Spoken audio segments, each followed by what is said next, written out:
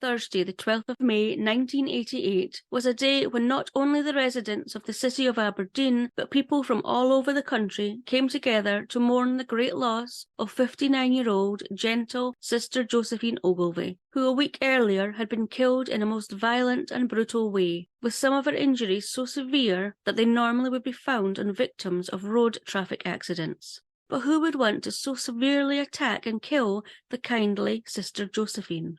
Now sadly, as seems to be the case a lot of the time, I wasn't able to find a lot of information about Sister Josephine Ogilvie, the victim, but most of what I did find came from the book Blood and Granite by Norman Adams.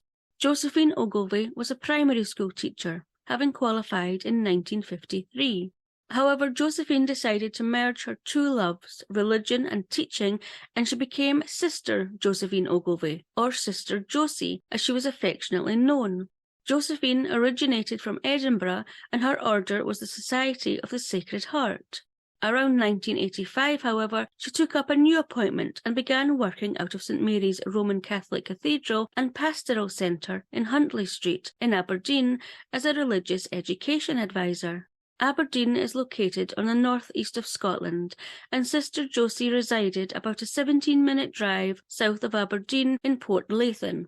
Despite St Mary's Cathedral being Sister Josie's base, her religious education work took her all over the north-east of Scotland and the Northern Isles. Sister Josie was a wonderful teacher and had a great relationship with children also being particularly fond of the silver-haired, glasses-wearing Sister Josie, who always seemed to have a twinkle in her eye, a smile on her face, and displayed a great sense of humour.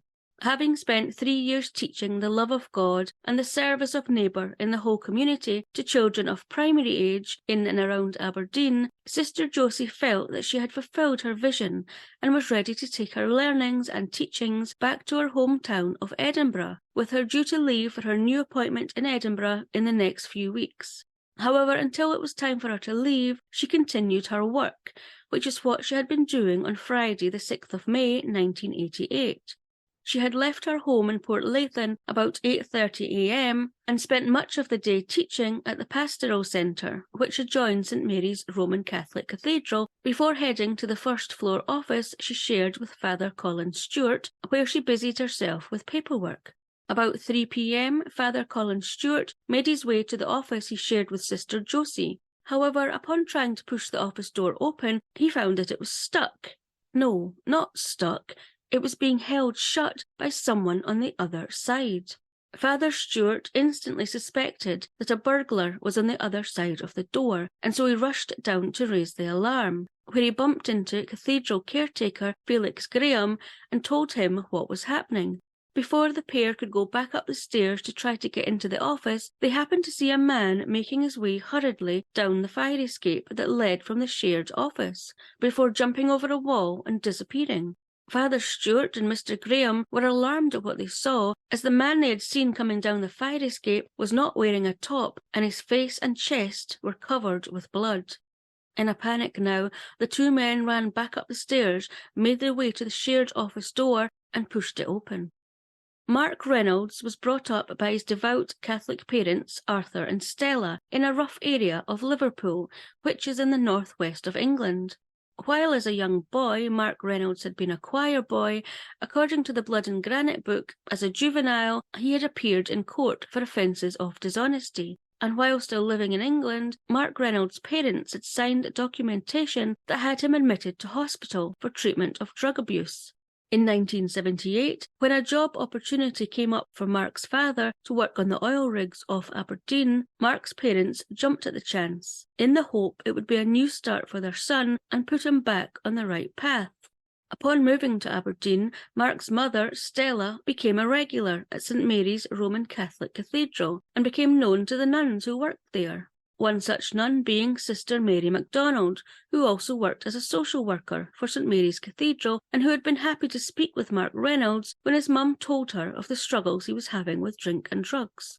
However, before long, Mark's mother's worst fears were becoming a reality, as Mark had, according to the Courier and Advertiser on the 23rd of August 1988, began to drift into a life of crime and drugs and would practice satanic rites. He also had become obsessed with ninjutsu, which is an outlawed Japanese martial art, and he owned the ritualistic black uniform, red headband, flails, and butterfly knives, which according to the Blood and Granite book were associated with the ninja warriors of feudal Japan. He also liked to watch disturbing videos which featured the ninja warriors' dubious exploits. Mark was eventually asked to leave the family home, and he went on to stay in squats and guest houses, preferring to sleep in the darkest places he could find, such as in cupboards. He was known to wear a crucifix upside down and would tell people that he was the Antichrist and that he hated religion and religious people. By 1988, Mark Reynolds had perfected his outfit, taking to wearing, according to the Courier and Advertiser and Daily Mirror in 1988, a ninja headband, combat trousers and army boots, or all black leather outfits, sported bizarre hairstyles, and would carry a ghetto blaster around with him. On Friday the 6th of May, Mark Reynolds had spent most of the day drinking in 3 bars around Aberdeen, with a witness later saying that Mark had appeared to be high on something, before he then made his way to St Mary's Cathedral and bumped into 68-year-old caretaker Felix Graham shortly after 2 p.m. Felix asked the strange man what he wanted, who, according to the Blood and Granite book, was wearing a silver stud in his left nostril, an earring in his left ear, and his hair at that time was cropped to his skull. Felix noted when the stranger replied that he was looking for a small nun that he spoke with a Liverpool accent.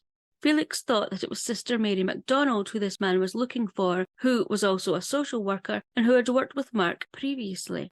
However, Sister Mary was not at the cathedral at that point, and Felix told the man this repeatedly, telling him also that he couldn't wait at the cathedral for her. But Mark Reynolds insisted he would wait for her, and took a seat outside Sister Josephine's office.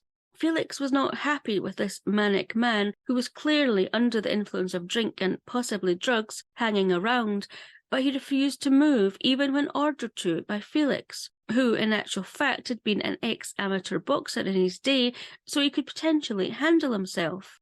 However, Felix did not want to cause a scene where people were seeking peace, and so he left the man waiting outside Sister Josephine's office for the time being, expecting that he would get bored eventually, but Felix intended to keep an eye on this strange man. At some point within the hour, Sister Josephine must have gone out into the hall area and noticed this young man sitting there waiting. She possibly knew that Sister Mary wasn't around, and so perhaps asked this young man if he wanted to come into a room for a chat. And he must have said yes, as that was why he had gone to the cathedral to speak to Sister Mary, as he was feeling a bit depressed, and she had been good enough to speak to him before. However it happened, Mark Reynolds made his way inside Sister Josie's room, and they had started talking. However, Mark Reynolds later said that he lost his head while speaking to Sister Josie, at which point he approached Sister Josie and began to savagely attack and sexually assault her. Mark Reynolds was then disturbed by Father Stewart trying to get in the room, and so when Father Stewart moved away from the door, Mark Reynolds took his chance and grabbed his top, not having time to put it on, jumped out of the window in the office, hurried down the fire escape, and jumped over the high wall before running back to the guest house he was staying at in D Street, which was a 4-minute walk away. When Father Stewart and Felix Graham opened the door of Sister Josie's shared office, they were shocked by the sight that met them. Sister Josie was lying on her back, half naked, her arms spread out as though she had been crucified, and was covered in bruises, bite marks, and blood. She had been so badly and severely attacked that she was unrecognisable. Father Stewart quickly covered Sister Josie with his jacket and put her in the recovery position, while Felix Graham called the police and an ambulance, although Father Stewart had already realised that it was too late and that Sister Josie was dead. Following a post-mortem, it revealed that Mark Reynolds had ripped off most of Sister Josie's clothing and her rosary beads before sexually assaulting her. He then, according to the Blood and Granite book, knocked her to the ground, struck her repeatedly on the face, neck and body with his hands, arms and feet, compressed her throat with his hands, jumped and stamped on her body, bit her, severed her ear with scissors, and stabbed her repeatedly with the same scissors. All in all, Sister Josie suffered 60 separate injuries, which included 8 broken ribs and a fractured spine, with these injuries normally being found in victims of traffic accidents. It was also revealed that Sister Josie had fought hard for her life, trying desperately to stop the horrific attack on her, with an article in the Daily Mirror in 1988 saying that furniture in the office had been smashed and Bibles, books and church literature were scattered around her office. Mercifully, it was revealed that Sister Josie had died early in the attack, as according to the Blood and Granite book, she had suffered a cardiac arrest, which had been caused by a major injury to her neck, which resulted in a fractured larynx.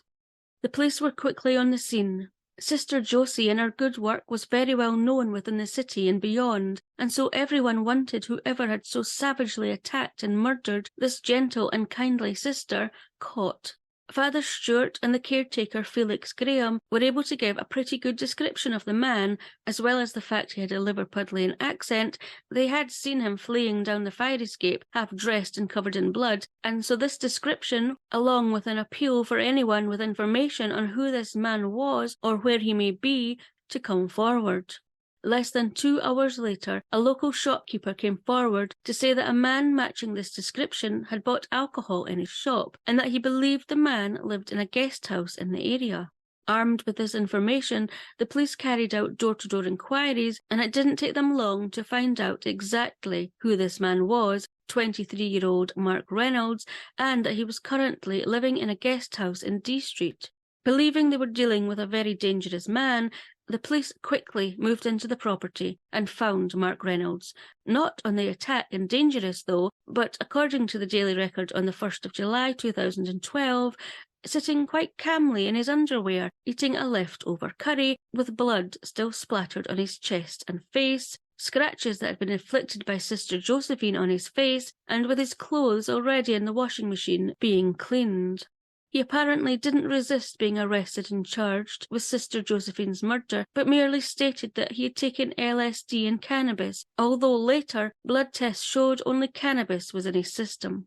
According to the Blood and Granite book, he also said that he had done a terrible thing, but that he didn't want to talk about it. Although this changed 3 days later while he was being held at the local prison, when he had apparently said to a prison warden, "I wakened this morning and realised I was a killer, that I had strangled someone."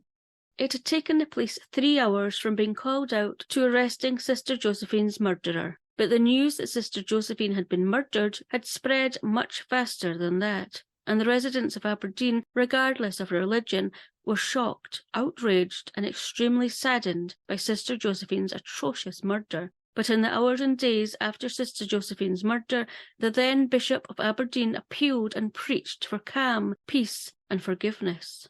While Mark Reynolds appeared in court and was officially accused and charged with murdering Sister Josephine before being remanded in custody for the murder trial, Sister Josephine's funeral took place at St Mary's Cathedral on Thursday the 12th of May 1988.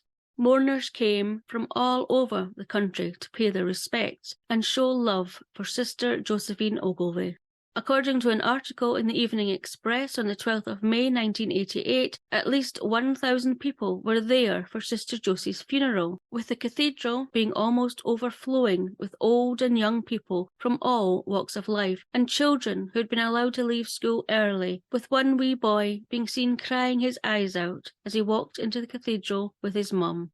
Everyone had united in their affection for the kind Sister Josie, who meant so much to so many. Sister Josephine was buried by Father Colin Stewart in Aberdeen's Allenvale Cemetery, not in her hometown of Edinburgh, as according to Sister Kilroy, who was one of Sister Josie's sisters in her religious congregation, "We are buried where we die, among our people with whom we have worked." The message of forgiveness and peace that was being preached as much as possible following the awful murder of Sister Josie seemed to have gotten through, but to further promote this, after the funeral, Mark Reynolds' mother, Stella, who was deeply religious and had been attending St Mary's since her move to Aberdeen, was presented with Sister Josie's rosary beads, with it being said that it was what Sister Josie would have wanted. despite the united front and the message of forgiveness having been accepted by not only members of St Mary's congregation, of not only Aberdeen residents but those across Scotland, following Sister Josie's funeral, all eyes then turned to the murder trial, which took place at the High Court in Aberdeen in August 1988, and everyone, young and old, again united. At the trial, the main outcome to be determined was whether Mark Reynolds was sane and to be charged with murder, or whether he had diminished responsibility at the time of the murder and therefore be charged with culpable homicide. 2 psychiatrists who had examined Mark Reynolds gave evidence at the trial, with one, Dr. Raymond Antibee, saying, according to the Courier and Advertiser, that Mark Reynolds held bizarre beliefs and could not distinguish between right and wrong, going on to say, according to the Blood and Granite book, that the killing of Sister Josie had been as a result of a sudden impulse occurring in a mind in chaos. The other psychiatrist, Dr. John Baird, who was from Carstairs State Hospital, explained that Mark Reynolds had been diagnosed with schizophrenia in 1982 and had been prescribed medication for this. However, he wouldn't always take this. Mark Reynolds had also apparently told Dr. Antibee that he would regularly take LSD, smoke cannabis, and drink heavily, and apparently the night before the murder he had not gone to sleep, but instead stayed up all night watching sadistic videos, smoking cannabis, and taking painkillers, before then spending the following day drinking to excess in pubs, with it being stated in the Daily Mirror on the 23rd of August 1988 that it was believed he had been acting out a violent fantasy the afternoon he had brutally attacked and murdered Sister Josephine, and that drugs might have contributed to his condition, but also could have been masking his mental illness. Both psychiatrists ended by recommending that Mark Reynolds be detained in Carstairs State Mental Hospital. The defence also agreed with this recommendation, saying that anything said to try to mitigate what Mark Reynolds had done would either be irrelevant or offensive, going on to state that it's quite clear that Mark Reynolds is very ill indeed. Subsequently, the charge of murder was reduced to culpable homicide of Sister Josephine Ogilvie, as it was deemed that Mark Reynolds had diminished responsibility at the time of the murder, to which Mark Reynolds pleaded guilty. He also admitted 2 serious sexual offences before being sent to Carstairs State Mental Hospital without limit of time. Mark Reynolds had sat emotionless throughout the trial, and upon being told he would be sent to Carstairs State Mental Hospital without limit of time. While nobody would blame Arthur and Stella Reynolds for disowning their son after what he had done, the couple refused to do this and visited him during him being held in remand. Following the court case, Mrs. Reynolds continued to go to St Mary's, where she would pray for her son and his victim, and she received nothing but compassion from the congregation. While Sister Josephine was never forgotten and her good work went on, with the pastoral centre attached to St Mary's Cathedral now being called the Ogilvie Centre, possibly a coincidence, as I can't find anything that says this was named after Sister Josephine Ogilvie, but I'd like to think it's named after the kindly Sister Josie. The impact her brutal murder had on the congregation, and particularly Father Stewart, who had found Sister Josie's horrifically beaten body, was severe. However, over time and through the whole community, not just Catholics, coming together and supporting one another, they came to a place where they could talk about what happened and not feel revulsion or fear. Although Mark Reynolds' actions towards Sister Josie had shown the evil that was in society, it had also shown up the good that is in society because of the amount of goodwill.